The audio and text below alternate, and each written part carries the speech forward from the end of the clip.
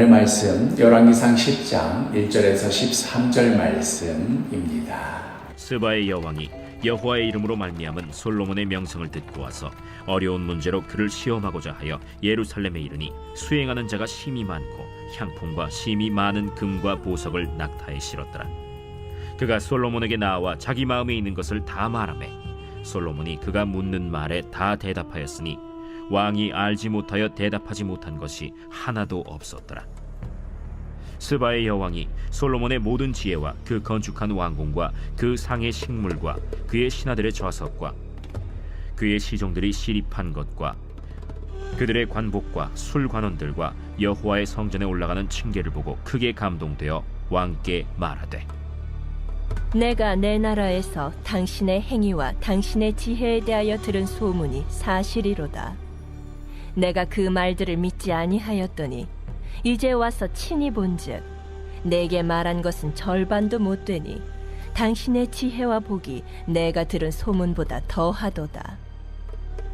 복되도다 당신의 사람들이여, 복되도다 당신의 이 신하들이여, 항상 당신 앞에 서서 당신의 지혜를 들음이로다.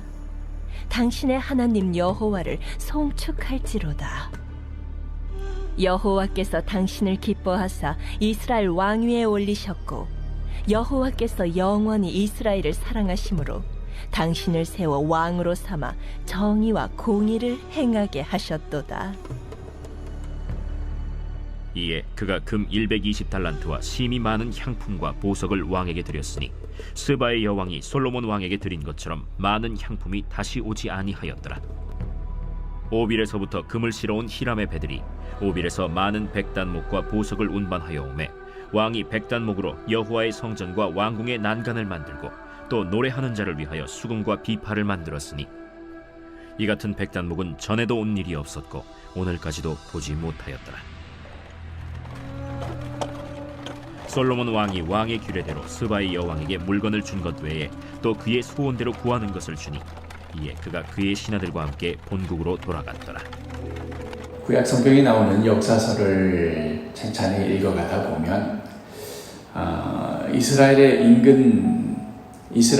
인근의 어떤 그 다른 나라들 사이에서 중심이 되고 주축 세력이 되어서 국제 정세를 이끌고 뭐 이런 식의 이야기는 거의 찾아볼 수가 없고 오히려 여러 강대국들에 의해서 시달리고 공격당하고 비굴하게 엎드리고 하는 식의 역사들이 많이 등장하는 것을 볼 수 있습니다.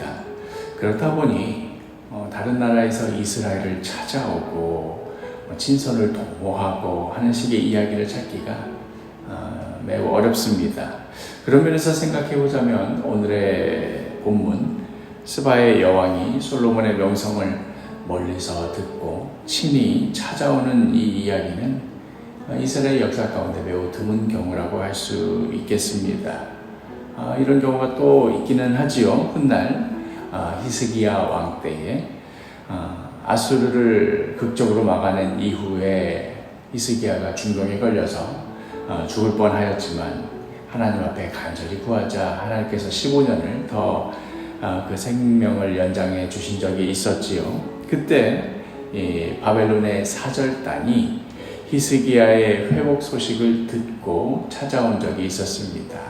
그때 히스기야는 기분이 한껏 올라서 자신을 찾아온 사절단에게 자신의 궁전과 무기고와 창고 등 이런 모든 것들을 다 이렇게 드러내어 보여주면서 자랑하고 말았지요. 그러나 이 일은 나중에 남유다가 바벨론에 의해서 멸망당하게 된 단초가 되는 사건으로 이어지게 됩니다. 그런 면에서 이 사건조차도 외국 사절단이 찾아와서 좋은 일이었다라는 그런 것은 아닙니다. 하지만 오늘의 스바 여왕이 찾아온 것은 이때 히스기야 때와는 전혀 다른 분위기입니다. 이 일로 솔로몬이 책망받는 일도 없고 솔로몬이 또 거만하게 자기를 자랑하고 그런 일도 없습니다. 이 본문의 저자가 계속해서 주목하여 보는 것은 스바의 여왕이 어떻게 해서 계속 어떻게 해서 이 솔로몬의 소문을 듣고 찾아오게 되었는지, 또 막상 찾아와서는 어떠한 반응을 보였는지, 또 이것이 어떻게 하나님께 영광을 돌리게 되는 일이 되었는지 하는, 여기에 이 저자가 주목하고 있습니다. 오늘 본문 6절과 7절을 보면, 왕께 말하되 내가 내 나라에서 당신의 행위와 당신의 지혜에 대하여 들은 소문이 사실이로다. 내가 그 말들을 믿지 아니하였더니 이제 와서 친히 본즉 내게 말한 것은 절반도 못되니 당신의 지혜와 복이 내가 들은 소문보다 더하도다. 스바의 여왕은 그 멀리서 솔로몬에 대한 소문을 들었습니다. 이런저런 소문을 들으면서도 과연 그럴 수 있는 걸까 하고 의심하기도 하고 갸우뚱하기도 하고 그랬겠지요. 그런데 거기서 멈춘 것이 아니라 실제로 예루살렘에까지 찾아왔고 자신의 두 눈으로 자신이 들었던 소문이 사실인지 아닌지 확인해 보았습니다. 그렇게 솔로몬의 지혜와 또 그에게 던진 질문에 대한 놀라운 답변들과 또 실제 솔로몬이 그 지혜로 그 나라를 다스리고 운영하고 또 축적되어 있는 모든 문명과 조직들과 업적들을 직접 보고 나니 이 모든 것들을 가능하도록 그 지혜를 허락하여 주신 하나님을 찬양하지 않을 수가 없었습니다. 8절과 9절. 복되도다 당신의 사람들이요, 복되도다 당신의 이 신하들이요, 항상 당신 앞에 서서 당신의 지혜를 들음이로다. 당신의 하나님 여호와를 송축할지로다. 여호와께서 당신을 기뻐하사 이스라엘 왕위에 올리셨고 여호와께서 영원히 이스라엘을 사랑하심으로 당신을 세워 왕으로 삼아 정의와 공의를 행하게 하셨도다. 하나님을 잘 알지도 못하였던 이방 나라의 여왕이 그 소문을 듣고 제발로 찾아왔을 뿐만 아니라 막상 자신의 눈앞에 벌어지고 있는 것들을 보면서 이스라엘의 하나님을 찬양하게 된 것입니다. 오늘 본문의 이 장면은 이 시대를 살아가는 우리들에게도 참으로 큰 도전을 줍니다. 과연 세상 사람들은 그리스도인들이 살아가는 모습과 그 자세와 태도를 보면서 어떠한 소문을 듣고 있는 것일까? 또한 그 들은 소문 때문에 마음이 동하여서 정말로 그러한가 아닌가 찾아와서 확인해보는 그런 일들이 일어나고 있는가?